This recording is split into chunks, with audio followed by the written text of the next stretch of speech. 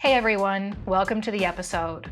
So Ask Aram flips the script. One Step Beyond podcast guests and listeners submit their questions and ask Aram anything.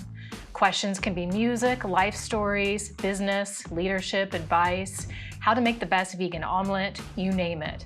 Aram will unpack your questions and leave you with info you can apply. Before we get to it, please rate, review, and subscribe. I feel aligned with the leadership on our goals, but unaligned on how we're going to get there. I worry that if we stay in our silos and approach our unified goals independently, we're not going to get the results we want. How can I unify our approach? Think about business strategy dovetailing into leadership strategy, which is a bit of what I hear in your question. A lot of businesses have really well articulated business goals based on business strategy. Where the challenge comes in is how people and teams come together to make that happen. And that's the leadership strategy portion of it. And I encourage you to think of it in 4 ways. First is how are we going to work together? So that's going to be your working alliance. Everyone who is a stakeholder of getting something to a destination should be a part of that conversation. How are we working together? The second is what's our mission? The mission isn't like a company mission. Company missions are intended to be kind of like evergreen and speak to external audiences. This is why are we coming together as a group of people? What's the point of this? What's our purpose? Then you want to come up with a 2-year vision. So what are we going to get done in 2 years? And then what's our 4-year vision? What are we going to get done in the next 4 years? It might be hard to understand the difference between the mission and the vision, and let me break it down for you. A team mission, so the purpose of a mission, usually lasts between 3 to 5 years. The idea is like, why are we bringing a group of people together? Like, what's the point of them coming together? What's the greater thing that we're doing? That's the leadership strategy. You're saying, okay, we know what our business strategy is. We as a group of people, what's our mission in regards to that? What are we trying to achieve in this bigger picture? The 2-year vision is based on that mission, and it's okay, well, how are we going to do it? What are the practical things here that we're going to do? And you set that up. The 4-year vision is the moonshot. You imagine what becomes possible that's not possible today once we hit that 2-year vision. So it really is the mission is 3 to 5 years. That's the why. And then the 2-year vision is the what. And the 4-year vision is the what's possible once we hit that. All of that is about saying you can have company strategy, but company strategy is basically like this useless little cog that's floating around unless you connect it to leadership strategy. And those two things work together. And most companies have the first, but very few companies have the second. If you're interested in learning more, we have a whole philosophy on how we do this called Leading with Purpose, and it's something you should hit us up about. In Ontario, the government has passed right to disconnect laws. What do you think about this? And do you think corporate America is ready for it? I like it, and I think corporate America is ready for it and is doing it in many ways. To make sure we're on the right starting space, in Ontario, this is a requirement that employers that have more than or 25 or more employees have a policy in place that clearly identifies like, here are the parameters about when we will and can reach out to talk to you when you have your own time off. I think it's great. Like, I think it's fantastic because COVID really created this no working hours, like everything is a working hour. And it's not just that employers did that, people did that. So like you're locked in your house, you're anxious, you're feeling a bit cagey. What if a lot of people do? They soothe their anxiety through working, through firing off emails, having phone calls. And this was already kind of a thing before COVID, but COVID really made this a big thing where people were really in a lot of ways kind of medicating their anxiety through work, especially work at like late at night. You can't sleep, so I might as well hit all those emails. And a lot of unhealthy patterns were formed. And a lot of workplaces, either intentionally or unintentionally, took advantage of that. Where they're like, hey, people are suddenly working at 10 more hours. Let's make that a norm. And it's just become this kind of like pattern that people fell into. And again, just as I said earlier, I want to acknowledge that this was a thing previously. Some companies really expect people to just be able to respond to things near 24 hours. Others had better practices about it. But this has become a thing, and COVID's made it a lot worse. So yeah, I totally celebrate this. For anyone who might be having a negative reaction, like, oh no, like I don't want to feel like penned in by this, just go to like kind of best practices. Most bosses should, if they haven't already, have clear conversation with people of saying, hey, in your time off, let's set a mutual expectation of what that looks like if I reach out or if someone on the team needs to reach out. This is like in a totally digitally connected world, you should have that. It should be a best practice. And it isn't that anyone should ever be expected, like, you need to be available all the time. Now, as I say this, I know some employers do that, and it's kind of like a, behind the scenes, like wink, wink, nudge, nudge. And if someone's saying that to you, I really encourage you to A, start a dialogue around that because that's like unhealthy and totally impractical. And then B, you might have to make some decisions about whether or not, if your employer is not reacting the right way to those conversations, what you need to do just to make sure you're healthy. But going back to it, leaders should totally have that conversation, and team members should have that conversation, and there should be open negotiation about it. As an example, at my company, I always tell people, I don't want you working on the weekends, I don't want you working at night, and I don't want you working on the holidays. And there will be times where I will reach out on a weekend. And it's simply because in some cases, I'm just trying to clear out my inbox, as a lot of people do on the weekend. I'm just trying to get to some emails I haven't gotten to, or something pops into my head.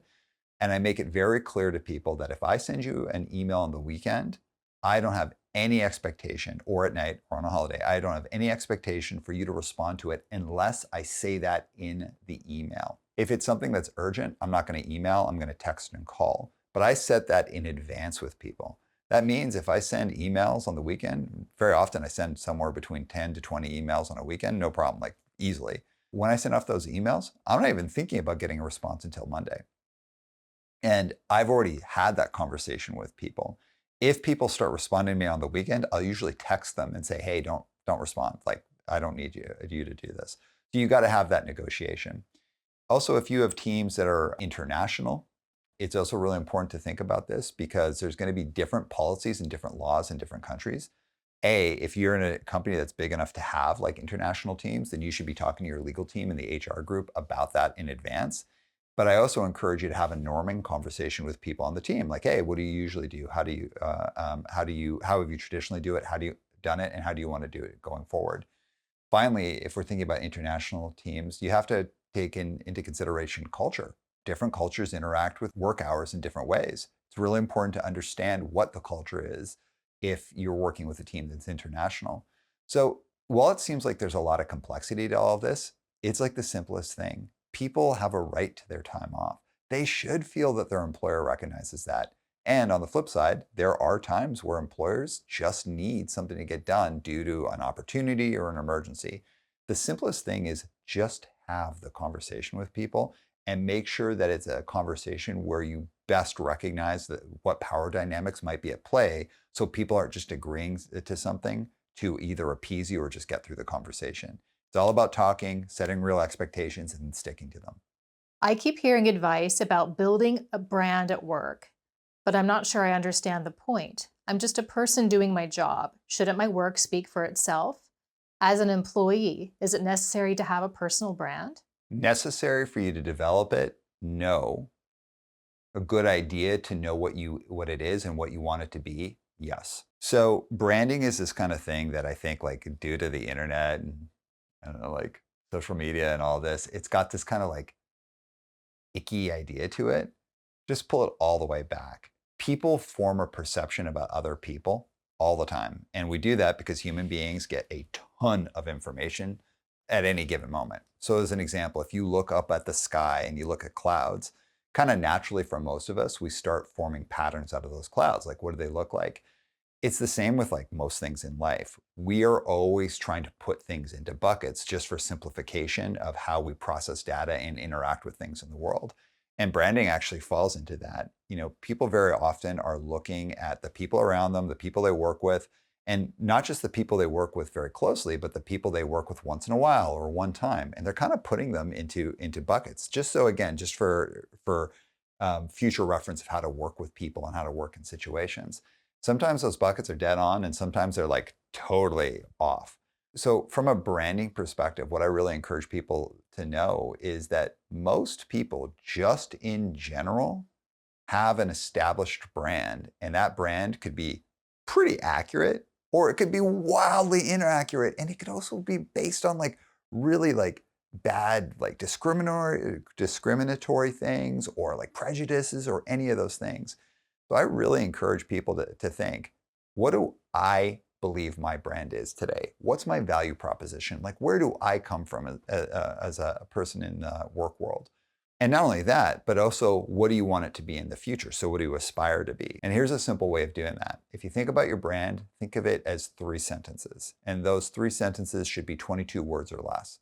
The reason it's 22 words or less is business writing and business communication is intended to be very concise. So it's unlike entertainment writing or academic writing. Academic writing, the sentences are typically longer, more complex sentence structure. Same with entertainment writing. Think of sentences in the work world that you're saying or writing should be really short, really clear, and really direct. So think of your brand, 3 sentences. Your brand should be identified by the behaviors that you demonstrate. So when people think about branding, they usually use words that I call marquee words like integrity or transparency or things like that. It's not that those things are bad, but what do they actually mean? I really want you to think, if you're going to have a behavior, what are the data points? And the data points should be, so if I'm going to say I'm this, how would my audience know that? How would they recognize that? How would they be able to track that that's actually how I behave and that I behave that way enough that it should be a part of my brand? So the easiest way to do that is write out your brand, 3 sentences. This is who I believe I am as a professional today. There's going to be a bunch of behaviors in there. Then I want you to think, what are the data points to that? Like, how would someone see that in practice so they would know this is true about me? And the easiest way to do that is figure out what are the skills that are associated with those behaviors. If you're wondering what the difference is between a behavior and a behavior is something that people can see that you're expressing. Like, people can be like, that's how this person behaves. Skills are the things that allow you to execute on that behavior, so to demonstrate that behavior. So you need a bunch of skills to demonstrate any behavior, especially if it's a behavior that you're trying to do consistently. Because most of us know that almost anyone can demonstrate a behavior for a short period of time if they feel they need to. But for it to be consistent, it actually has to have skills that they've really adopted, they've learned, they've honed. So write out 3 sentences that you believe show who you are as a professional. What are the behaviors in there? And then write down what the skills are. And just make sure that it passes the pressure test. Do people have enough data to say, this is who I am as a professional? That's step 1. And trust me, this is like a super, super hard exercise. Step number 2, I want you to write your aspirational brand. And your aspirational brand is like, what do I aspire to be within 3 to 5 years? 3 to 5 years is like a pretty practical timeline if you're aspiring to become something, and write out a different brand. And that brand should be what you actually want to be perceived in the future, recognizing that you're not that today. Write that out. What are the behaviors? What are the associated skills? Then you figure out that gap, and then you're going to figure out, well, what are the skills I have to acquire? How do I develop them? And who can help? It totally matters, because most people who are going to be watching this care about progressing, not just in their careers, but in their lives. And who you are as a person, that's your brand. And it does matter, because no matter what, your brand, whether you intentionally or unintentionally develop it, it's there. I encourage people to be like really honest, like, what's my brand today and what do I want it to be in the future, and start working on it. I just got feedback from a 360 review, and it highlighted a gap between how I see myself and how others see me. Some people describe me as aloof or distant, but I want to be viewed as supportive and approachable. What steps can I take to shift this perception? Also, since I'm naturally more quiet and reserved, is this just something that comes with my personality, or can I still make meaningful changes? It's important to tease out what you should change because there's going to be an upswing, what you could leave alone because there's not going to be an upswing from it, and also what's just perception versus reality. So whenever I get a 360, one of the things that I encourage people to think about is things that are accurate versus inaccurate versus neutral. And when people get 360s, they very often feel like they can't push back against any of the feedback because it would say something bad about them. It's like, no, like, all feedback is subjective and contextual. You could interview 10 people 1 month and have a certain set of data, and then interview people the next month and have not necessarily radically different data, but the data could represent different things. It's really important to know that when I say data or like feedback is subjective and contextual, it has a lot to do with like what's going on with a business, who's kind of the opinion maker at the time, how much pressure people are under, how much people like working with someone. There's a lot of things that go into that. So feedback, when I say it's accurate, for someone to view feedback as being accurate, they themselves should actually have noticed this about themselves before, or have gotten that feedback consistently enough throughout their career where they're like pretty sure it's accurate. So if you get feedback and you're like, I don't think that's true. I've never seen that in my own process, nor have I ever been told that before. It doesn't mean it's totally inaccurate, but I would put that more in the neutral category, where essentially when I say something's neutral is that you've never noticed it in your own process before and you've really never heard that about yourself. Neutral just simply means you're undecided. I don't know if it's accurate or inaccurate. I need to learn more. And learn more is like talking to your manager, asking feedback from your colleagues, start paying attention to how you show up on things, start tracking things. You shouldn't just go out the door and start executing on feedback. You should really think, well, do I think this is accurate or inaccurate? And if you don't have an answer for either one, then it's neutral. Neutral requires you do some more research, you pay more attention. You actually disagree with this. You think the opposite of it. You're like, no, I just don't think that's true. And again, people sometimes think, oh my gosh, can I actually say something's not true? Of course you can. You totally can. Just because someone gives you feedback doesn't mean it's good. It can be totally crappy feedback. So the good thing about that is that if you believe something's inaccurate, it's one of two things. Either you have a blind spot. It's good when you take a position and then it's proven wrong to you, because that means you have a blind spot. Everybody has blind spots in their life, just in general, and in their career. So if you think something's really not true, you should inquire about that. Like, I really disagree with that. And if you got a 360 and if you're working with a coach, that's a great conversation to have, because you can explore it more, you can get feedback from them, you can deep dive into it.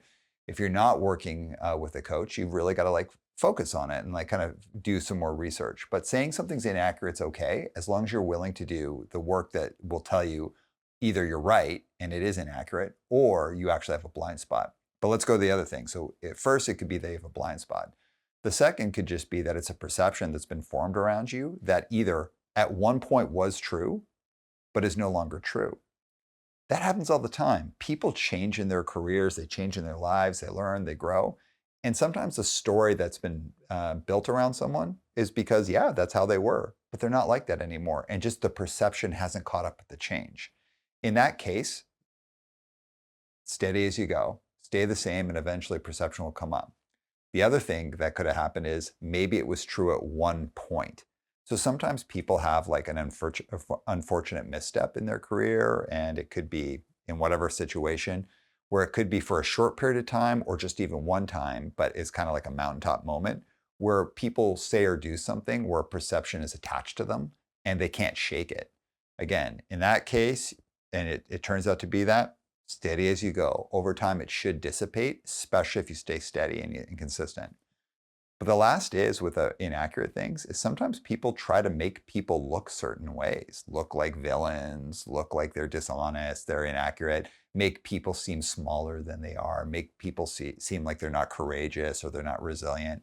I see this in the workplace all the time, where people have an agenda, and it could just be personality based. It could be because people want a position. All of that is to say that all feedback isn't the truth about you or anyone else. It's subjective, it's contextual, and either you're going to think it's accurate. If you think it's accurate, you create a plan on it if there's an upswing on it. I'll talk about that in a second. But if it's neutral, you got to go out, you got to do some research, you got to like really like pay attention so that you can put it in either into an accurate or an inaccurate bucket. And if it's inaccurate, again, you do have to do some research to either discover whether or not you have a blind spot, or if it's a perception-based thing, and then you got to figure out what you want to do with it. But let's go to whether or not you think it's accurate. You only put work on things that are going to have a return. So for example, being told you're aloof, well, is it a problem? If you know you're not aloof, like you're not this cold and negative person, you're not pushing people off, if you know that about yourself, and it's not intentional, is there really like an upside of putting a lot of work into it? If the answer is no, well, there's not really an upside. It's not actually affecting my career and I'm not intending to do it in a negative way.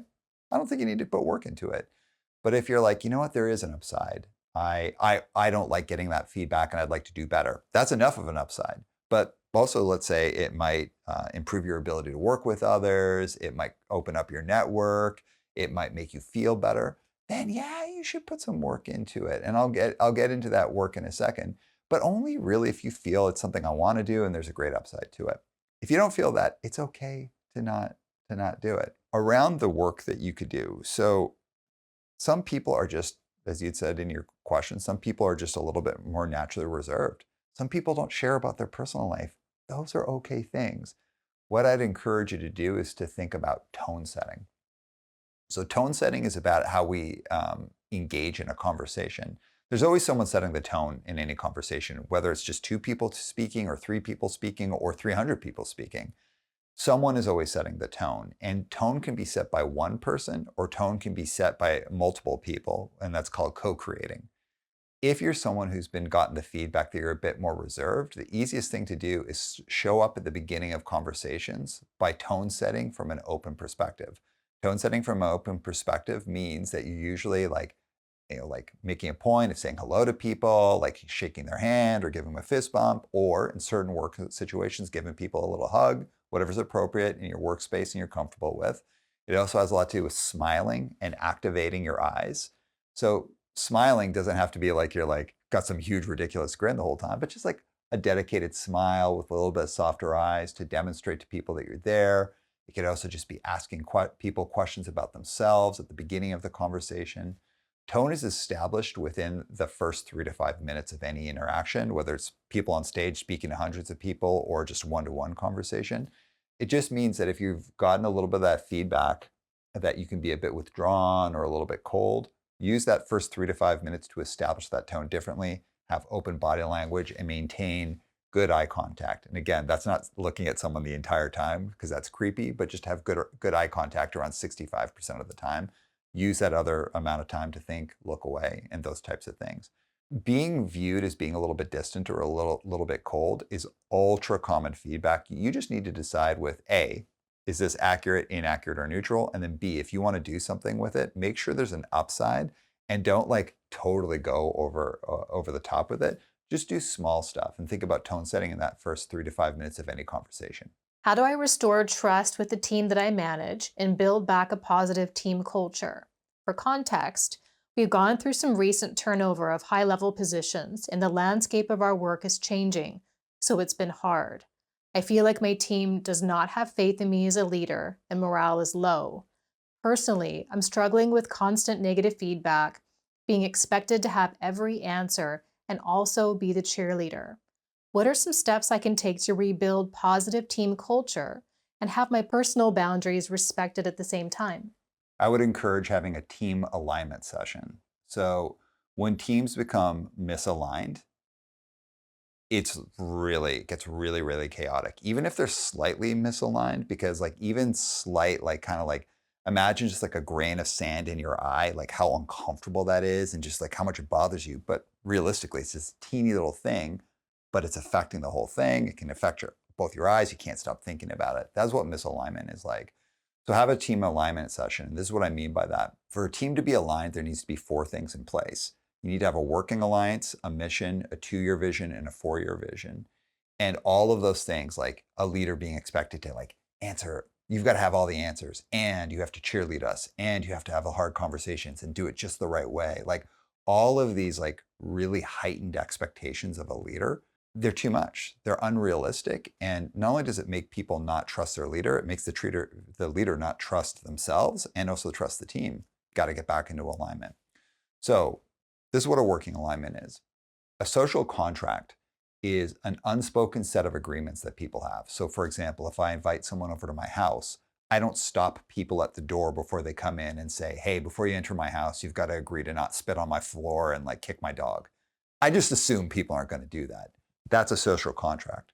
Social contracts hold up a lot of really good things in society, but it can also hold up really negative things like racism, sexism, ableism, like why one person on a team can say some like totally insane thing, like totally uncomfortable, really weird thing or make types of jokes, while other people would never think about doing that. Social contracts have a lot of really good stuff, but they also hold up a lot of negative stuff and also like weird expectations of leaders, like all the things that were in that question. Instead of a social contract, we should have a working alliance. A working alliance is not a set of rules. A working alliance is one sentence, 22 words or less about how we agree to work together. And I'll get into how you do that in a little bit. A working alliance should also not be vague and like marquee words like transparent, ethical. Like, yeah, those are cool words. I think we all want to work on a team that's transparent and ethical, but what does it actually mean? What does it mean in practical terms? So it is a clear agreement of how we are going to work together that everyone on the team is involved in crafting. The second thing is you got to have a mission. There's a difference on a team's function, so what a team does, and a team mission. I want you to think of a lawnmower. The most basic function of a lawnmower is to cut the grass. If it doesn't cut the grass, it's effectively not a lawnmower. It's just something you have. The most basic function of a lawnmower is to cut the grass. But there are a lot of different kinds of lawnmowers. So some people might want to have a hand push lawnmower. But if they have a hand push lawnmower, they have it for specific reasons. There's a purpose of why they have that. Some people have these like super like luxury, like really nice, like high tech, like riding lawnmowers that like do all the stuff. They collect the grass, they mulch the grass, all of that. Well, there's a reason they have that. If we can agree the most basic function of a lawnmower is to cut the grass, then that's the function. But the purpose of why a certain lawnmower at a certain time has a lot to do with the person and their lawn, like how they interact with their lawn. So what's the mission of a team? If the basic function of your team, whatever the basic function is like, this is the basic function, like this is cutting the grass for our team. These are the things that we do. Then why this group of people at this time? What is the thing that you're trying to accomplish together? So what's the purpose behind your team? The purpose behind a team usually switches every 3 to 5 years. And so if you're to say like, why this team now? That's the question you should be answering. And a mission should be something that you can track your progress in so that at some point you say mission accomplished. And that means the team either goes on to its next mission or it kind of changes the pieces of the puzzle. So like who's on the team and why they're on the team. So again, thinking of a lawnmower perspective, it's like, maybe I got a bigger lawn or a smaller lawn. Maybe I want more exercise. Maybe I want to be outside less, whatever it is. How do you formulate the team? So you got to figure out what your mission is. The 2 and 4 year vision, this is the what you're trying to accomplish. And the 2-year vision is based on what your mission is. Like, so if we think that's our mission, what do we need to get accomplished within the next 2 years? And then the 4-year vision is aspirational. If we're successful with the 2-year vision, what becomes possible that's not possible today? Alignment sessions are long. They're a full day session. And I encourage people to split people up into groups. And so you should always have 3 different flip charts going at any given time. And you should get through each one of those things through an iterative process. Each one of them, the working alliance, the mission, the 2-year vision, the 4-year vision, they're each 22 words or less. And it requires an iterative process. So one team comes up with like, here's our idea of the mission. The next team comes up with what their idea of the mission is. The next team comes up with what their idea of the mission is. You take that, you put it up on the wall, you switch spaces, and then each team looks at each other's mission, and then they create a better version and a better version of it, and you distill it down. It's a full day process, but by the end of it, you will have had the conversations you need to have, like real open, honest conversations, like, well, how do we agree to work together? You will have understand the mission, like, well, what is our function? But actually, why us? What are we trying to accomplish? Why have we been brought together? You'll understand the 2-year vision. Okay, what is it that we need to do in the next 2 years? And you'll understand what's possible in the future. I've taken a very complex topic and split it down to just I think around 4 minutes of dialogue. If you have questions about it, look up on our website, Leading with Purpose. And if you have more questions about it, how to actually do this on a deeper level, just hit us up and we can help out. I'm doing well in my position, but I'm worried about my work all the time. How can I become more confident in myself and trust my work? I encourage you to consider that you might be becoming hypervigilant or avoidant or a combination of both due to the pressure that you're experiencing. So human beings have this thing called the long-term stress response, and it's our response to stress for long-term periods. And stress doesn't have to be like terrible, like really like on you pressure, but it could just feel like that sense of like steadily increasing pressure over long periods of time. And what I'd encourage you to consider is these types of responses usually kick in if something ultra dramatic has happened, like something super high pressure that you instantly are like, uh-oh, this is going to be a long-term push. Or if you've been under steadily increasing pressure for 6 weeks or more. So a feature of the long-term stress response is how people start changing their approach to things. So when people are under stress for long periods of time, usually what I refer to as the 3 Ps get impacted. The first P is patterns. It's patterns of self-care. It's just like how people take care of themselves. And we have a lot of material on that around the legs of the chair of how to maintain your patterns of self-care. So you can refer back to that in the podcast. The second one is performance. The next P is performance. And then the third one is personality. Personality is like the person who's showing up, like their personality starts to shift. So someone who's more gregarious might become more reserved or might become much more gregarious. Someone who's more reserved might become way more reserved and almost like a ghost in the workplace, or they might become more reactive. But let's go to the second one, performance. When people are under long-term stress, their reserves start to change. It impacts their sleep, especially if their patterns of self-care start going off. They start worrying about the future a lot. They start hyper-analyzing the past, and it can cause people to become either hyper-vigilant. So hyper-vigilant being it's that like you get an email, boom, you're on it. You are doing as much, if not even more work. You're like churning work out. So essentially you're trying to work your way through the stress and the pressure. But in doing so, your quality starts to dip. And even if you're doing it really well for a while, the longer you stay in a hypervigilant state, you can't help it. You're just going to start having less accuracy, less precision in your work. But you'll be churning out at the same amount of work because you're anxious about it. So you're trying to do as much. You don't want to dip at all. You might even do more, but the results are getting worse and worse and worse and worse. But the flip side is someone who could be becoming avoidant. And from an avoidance space, people are getting so concerned about their work that they start becoming a little bit paralyzed, and it's taking them longer to do things, and they're doing things at like less depth, less precision, because they're just like, it's too much for them. And in some cases, people can become a mix of hypervigilant. So they're trying to do a ton of stuff, but also avoidant, where they're doing a ton of stuff, but to reduce the pressure, they just stop doing other parts of their job or start doing it in kind of a half-assed way. This P that we're talking about, the performance space, when I find people are in a place in their career where they're really like, they're trying to go and they're trying to like make things happen for themselves, it's really easy to become hypervigilant or avoidant or a mix of the both. And what I really encourage people to do is pace back. The past and the future start rising into too much prominence when we're in an anxious or a depressive space. And hypervigilance and avoidance bring in anxiety and depression, which are kind of hallmarks of the performance issue.